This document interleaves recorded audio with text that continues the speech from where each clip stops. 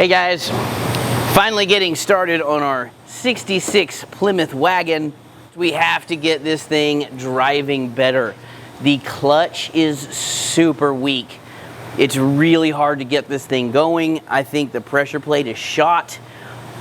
I'm sure that the clutch disc is glazed. Hopefully the flywheel is in good shape. We're gonna raise this up on the lift, find out. All right, so first thing I'm gonna do is remove the drive shaft.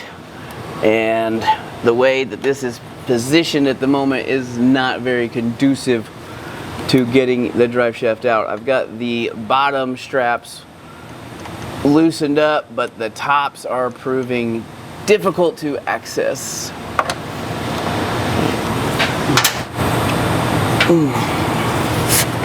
Okay, now slide this guy back. There we go. Okay. Where's my set? Where's it at? Okay, I can't find my transmission plug set, so we're gonna do this the old school way. You get a couple of gloves, just put it around the end. I usually do 2 of them.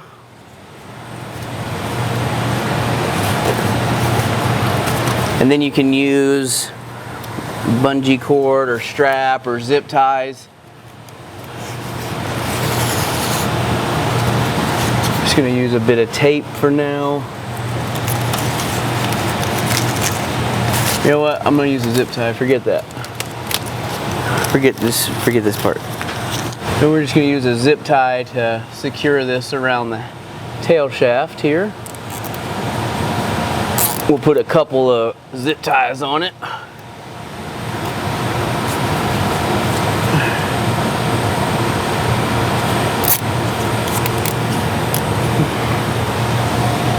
Okay, that should keep it. Now we're going to start disconnecting everything from the transmission itself. We need to remove the speedometer cable, which requires a wrench. Pretty big one, looks like. Let's see. It's either going to be an inch or an inch and an eighth. Inch. Okay.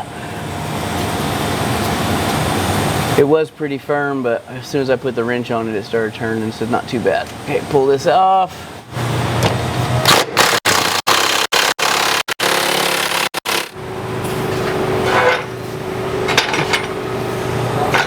Okay.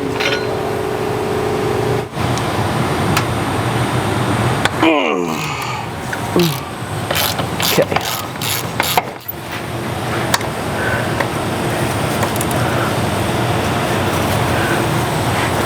Right in the face. Yeah, there we go.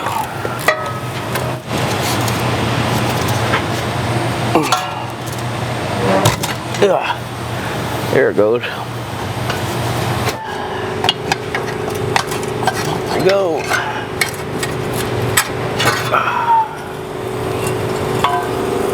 All right, now at this point, I can go ahead and lower the transmission. Now I need to remove these bolts. Let's see what size these guys are. Look like 5/8. And I was right, as usual.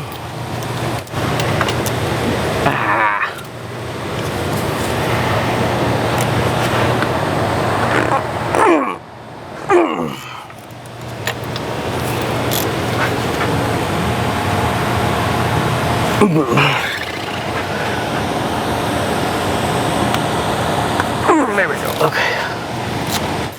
All right, we're going to use this on the bell housing, but I'm also going to use it on the upper transmission bolts just to make it a little bit faster. When you're doing transmission work, you got to have a lot of shaft.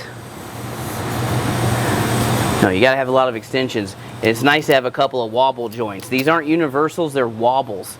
So it'll allow the socket or the extension to pivot, but if you snap it tight, it won't. These are perfect for this kind of work.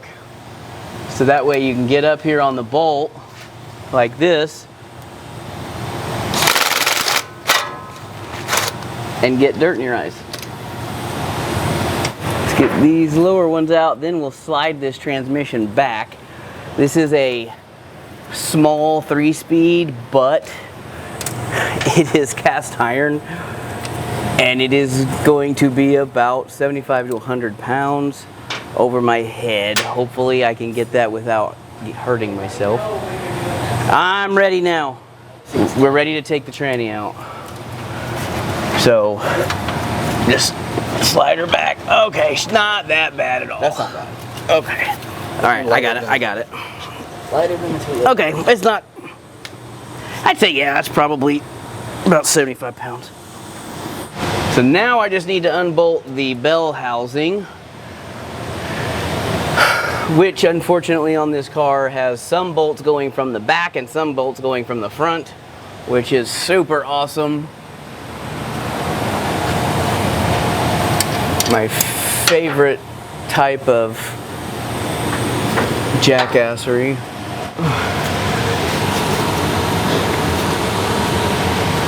A couple of these are going to be difficult from down here. I may have to get up top to pull the starter out.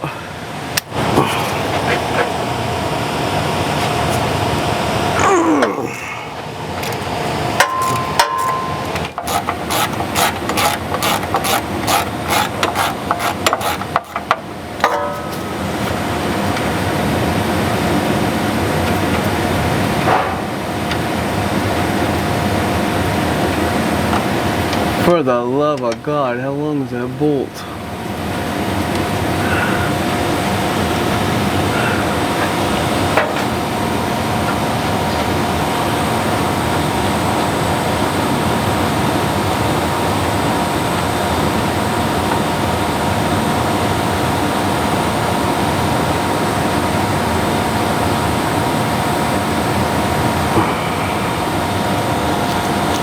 I'm going to go up, I'm going to have to lower the car and get the starter out.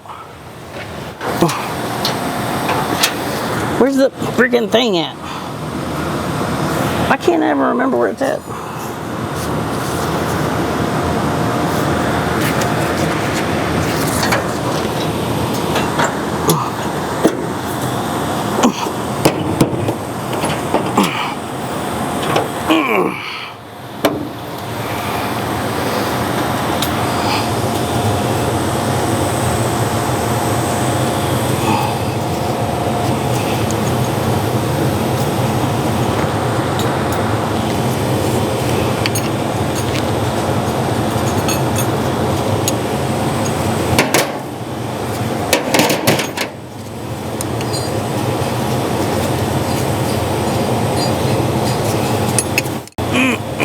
Okay, here we go. Okay.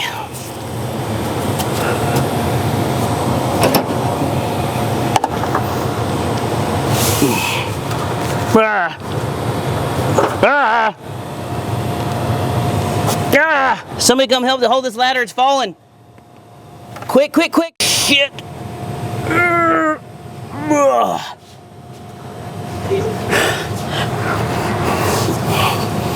Well, at this point, I'm laying in the engine bay because that motherfucker was falling over. What are you doing? Give me that. All right, hold on. Come hold this ladder because I'm going to come down.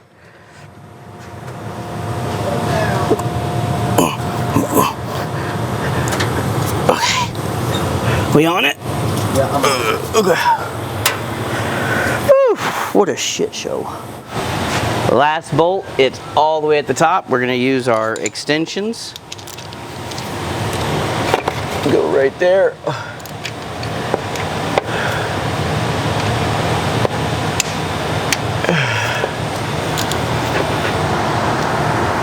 There we go. All right, we just got to get it off the dowel pins here. There it goes.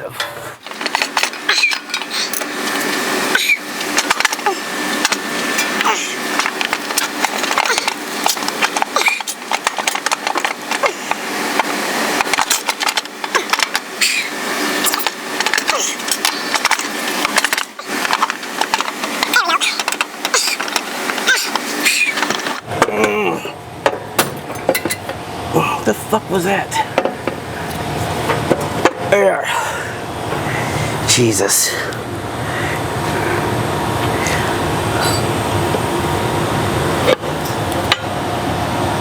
This is stupid. It keeps trying to strip these out. There we go.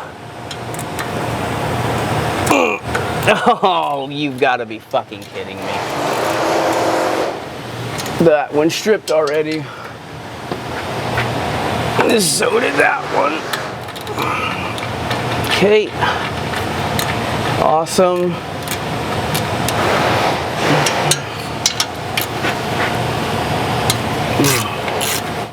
So, in a great moment of awesomeness, 3 of these are stripped. So they didn't like my socket, so maybe this socket will do a better job. That one did. Ah, yay! Where was the other one? All right. Woohoo! Oh, there we go. Okay, there it comes off. Oh, woof. Woof. So, there is material left here, but you'll notice that the rivet heads here on this side, those are all, and there's not a lot of material here. It's hard to see, but I have marked a T on our new clutch to the outside. This is the transmission surface. This is the flywheel surface. Okay, so we're gonna go ahead and separate this and see what the other side looks like. Equally as bad. And look at our, oh, look at this pressure plate. So it's, I don't know if you can see those grooves. All right, so our flywheel here has seen better days. So what I'm gonna do is use my absolute favorite tool, and that's my Ingersoll Rand portable polisher sander. I have a 3M brake disc surfacing pad on here. This has a special grit that gives a non-directional cut. We're gonna buzz this whole thing down with this. This should knock down any of the glaze, kind of smooth the surface out. I'm going to replace this at some point in the near future once we get our custom clutch, but I need to be able to drive this car. So we're gonna do this to get it going. And this will work for a good long while.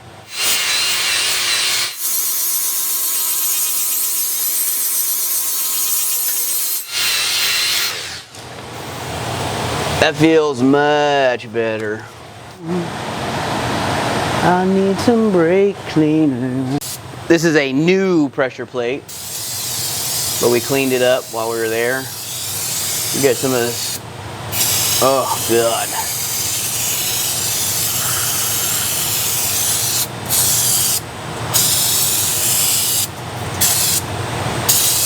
Get some of this brake dust off of here.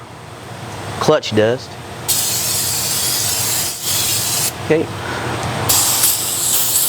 You want to make sure you clean all your parts. Okay. Then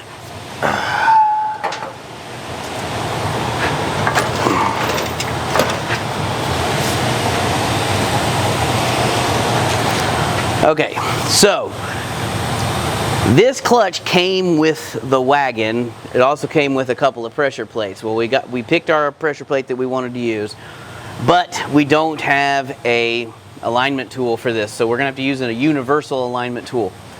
And that guy is somewhere. He's somewhere in here. All right, so in most applications, the short side that's flush, goes to the flywheel, and the sprung hub side, which sticks out a little bit, that goes to the transmission side. This is our alignment tool. So our kit has a bunch of different ends that fit into the pilot hole, and then it's got this cone style tip which will align the clutch.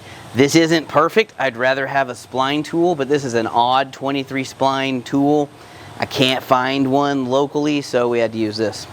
All right, so first thing, we're gonna take this and stick her up in here. Stick our alignment tool in there. There we go. See, and that works pretty well, actually. Then we're gonna take our pressure plate.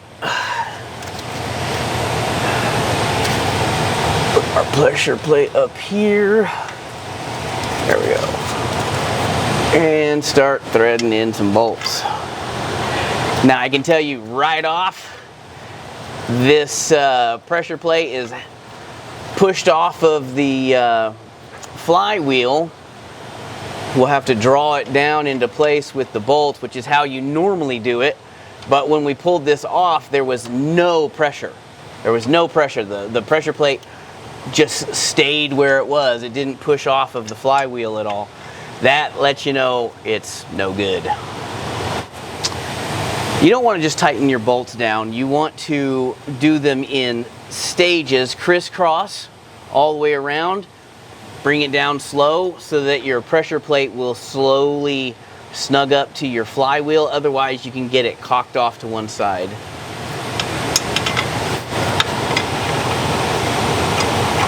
Another thing, pressure plate bolts are special. They are not just a standard bolt. You'll notice there's a little shoulder here. That shoulder is larger than the threads, and that is what lines the pressure plate up to keep it concentric with the flywheel. I think that bolt is in my pocket. There you go. Ta-da, got it. All right. I think I got that dialed in. Now we'll start snugging up. I'm gonna do a couple snugs here, couple snugs here, and just kind of do the same, turning it all about the same amount. That one hasn't seated yet. Okay, there we go. Now we gotta get the torque wrench. Where's my phone at? Goes up, let's come down. So now we're going to torque these. Each one of those, these are very small pressure plate bolts. These are 5/16 18. Those get 25 to 28 pound-feet of torque. I'm going to start at the top because that's the hardest to get to.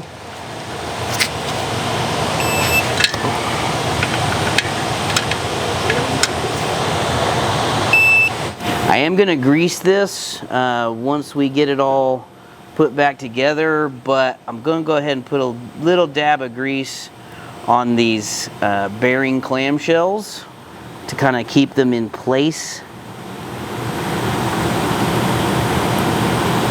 Okay, I'm going to put a little on the outside, I'm going to put a little on the inside here, and then I'm going to do the same over here, and we'll put some of this on the clamshell up top.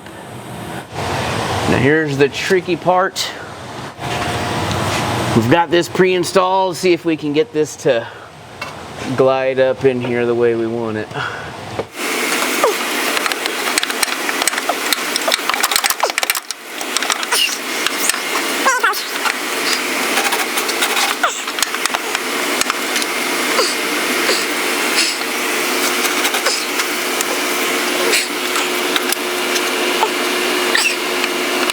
So this thing is a complete pain in the ass.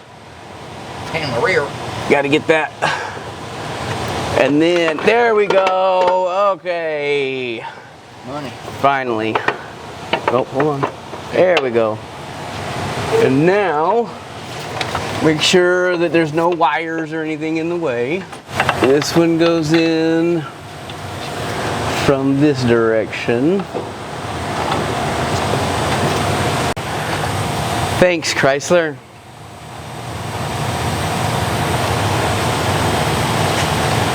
Typical Mopar. The reason they say Mopar or no car is because usually it's going to be no car. Because your shit's broken. So on the Slant 6, there's a weird little metal bracket that is supposed to be one of the bell housing bolts. So you have to use these short bolts instead of the long bolts because it's just a thin stamped steel bracket.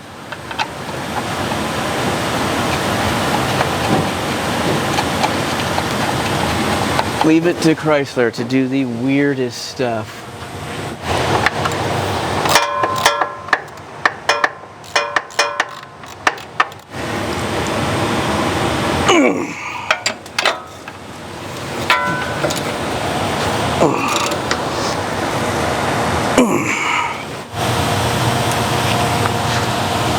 Okay, bring her on over.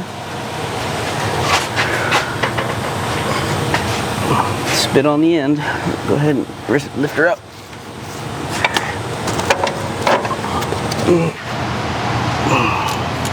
All right, we got it slid in. Now I'm tightening up the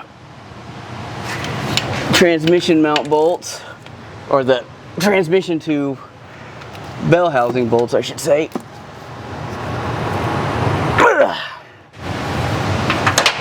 Okay, now let's raise the transmission.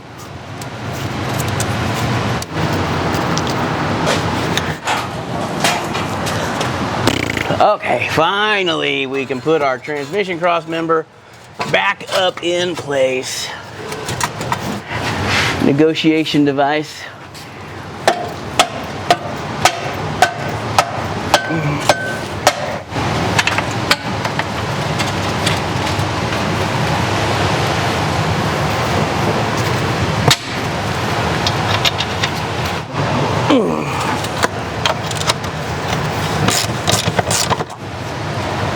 Put the inspection cover back on.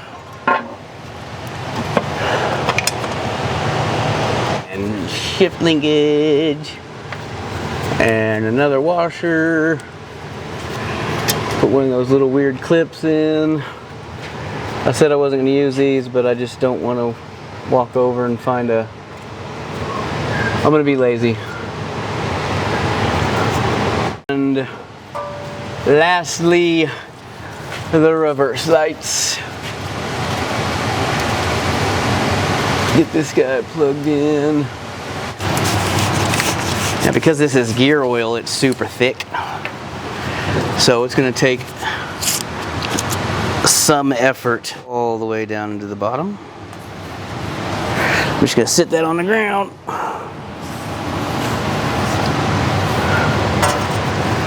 Push that inside the hole.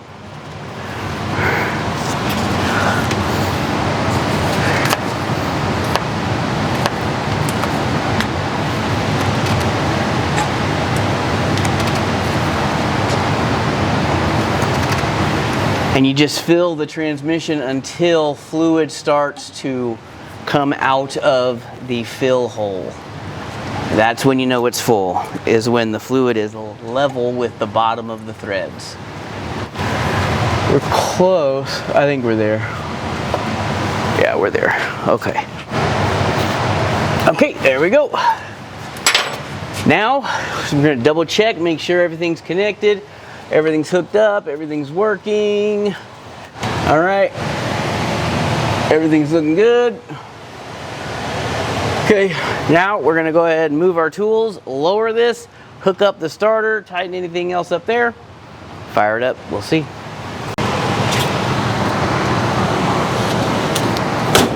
All right, moment of truth. Let's see if everything we just did worked. All right, now all we gotta do is test it, make sure it works. All right, we're in first gear. Ben's gonna push on the car. I'm gonna hit the clutch.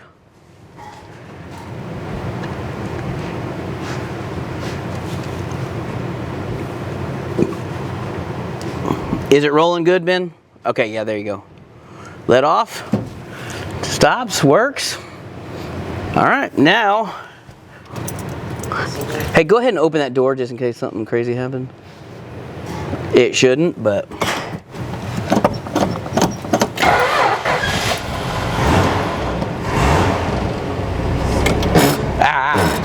Hey, that's not working.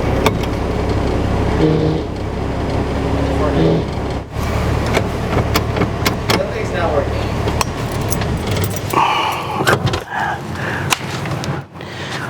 close. We're close, but something's off with the shifter mechanism and it's hanging up, so we got to fix that. We goofed.